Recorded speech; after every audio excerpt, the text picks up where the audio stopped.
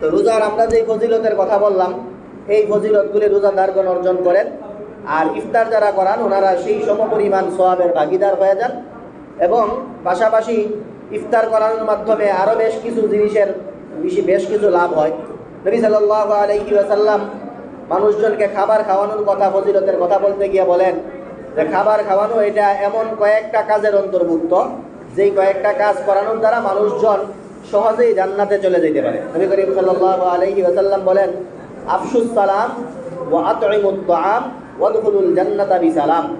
তোমরা তোমাদের নিজেদের মধ্যে সালামের প্রসার ঘটাও, আর তোমরা মানুষজনকে খাবার খাওয়াও। এগুলির মাধ্যমে তোমরা অনায়াসে জান্নাতে প্রবেশ করো। তো এই খাবার খাওয়ানোর যেই ফজিলতটা, ইফতার করানোর মাধ্যমে এই ফজিলতটা অর্জন করা যায়। এবং জান্নাতে প্রবেশ করাই না, শুধু জান্নাতে প্রবেশ করার পরে জান্নাতের মধ্যে সবচেয়ে উঁচু যেই প্রাসাদ, জান্নাতের মধ্যে সবচেয়ে হাই কোয়ালিটির যে আবাসস্থল, সেই আবাসস্থলের অধিকারীও হওয়া যায় এই ইফতার করানোর মাধ্যমে এবং রোজার মাধ্যমে, দুইটার মাধ্যমেই।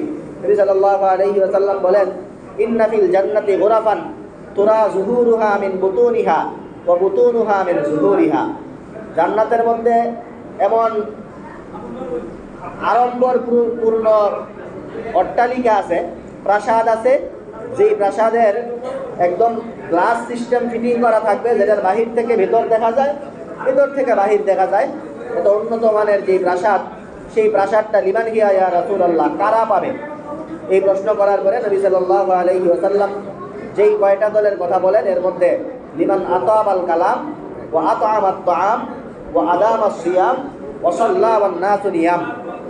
এই লোকগুলি পাবে যারা মানুষের সাথে মাধুর্যপূর্ণ ভাষায় কথা বলেন, যেই লোকগুলি মানুষজনকে খাবার খাওয়ায়, যারা নিয়মতান্ত্রিকভাবে রোজা রাখে, এবং লোকজন যখন ঘুমায়া থাকে ওই সময় যারা নামাজরত থাকে।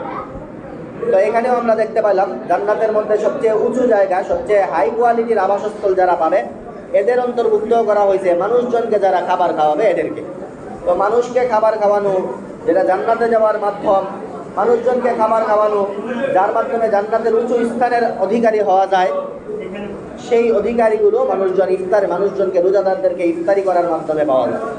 এবং আমাদের খাবার, আমরা যে মানুষজনকে বিভিন্ন সময়ে আপ্যায়ন করাই, খাবার খাওয়াই, এই খাবারগুলি আসলে কারা খাওয়ার বেশি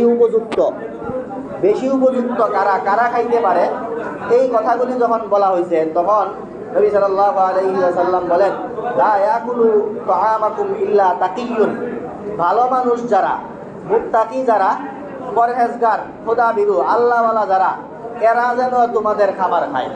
তো অনায়াসেই আমরা একটা কথা বলতে পারি, রোজার ইফতার যারা আমরা করাই, যারা রোজাদারকে দিয়ে ইফতার করাই, আর নিঃসন্দেহে রোজা তো আল্লাহর সন্তুষ্টির জন্যই রাখা হয়, অর্থাৎ রোজাদারদেরকে ইফতার করানোর মাধ্যমে তোমাদের খাবার যেন মুত্তাকিরা খায়, এই হাদিসের উপরও খুব ভালোভাবে আমল হয়। কারণ রোজাদারদের চেয়ে বড় মুত্তাকি তো আর কেউ হইতে পারে না। আল্লাহ তাআলা বলেন, রোজা তোমাদের উপর ফরজ করাই হয়েছে যেন তোমরা মুত্তাকি হইতে পারো। তো এর দ্বারা তোমাদের খাবার যেন পরহেজগার লোকজন খায়, এই কথারও, এই হাদিসের উপরেও সবচেয়ে বেশি আমল হয় এই রোজাদারদেরকে ইফতারি করানোর মাধ্যমে। তো রোজাদারদেরকে ইফতার করানো এত ফজিলতের কাজ। বিভিন্ন হাদিসে যেসব ফজিলত বলা হয়েছে, সবগুলি ফজিলত যেই জায়গায় একত্রিত হয়, এবং পাশাপাশি এটার স্বতন্ত্র ফজিলতের কথা তো আছেই। তো এতগুলি ফজিলতের এই গুরুত্বপূর্ণ এই এবাদতটাকে আমরা সবাই এবাদত হিসেবে মনে করব, এই এবাদতটাকে আমরা গনিমত হিসেবে মনে করব, এবং যখন এই সুযোগ হয় আমরা মানুষজনকে নিয়ে, এইভাবে রোজাদারদেরকে নিয়ে ইফতার করার জন্য আমরা সবসময় সচেষ্ট হব। আল্লাহ পাক রব্বুল আলামিন আমাদের এই আজকের আয়োজনকে কবুল করুন। আজকের এই আয়োজনের পিছনে যারা যেইভাবে কাজ করেছেন, আল্লাহ তাআলা সবাইকে উত্তম প্রতিদান দান করুন।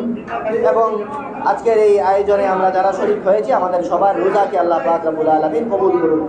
ইফতারের একদম 4-5 মিনিট আছে, আমরা সবাই আওয়াজ বন্ধ করে আমরা এখন দোয়া করব। দোয়াতে আমরা সবাই শরীক হই। আমরা পরিবেশনের কাজ খুব তাড়াতাড়ি আমরা শেষ করে আমরা এই মিনিট 2-এর মধ্যে আমরা মোনাজাত করব।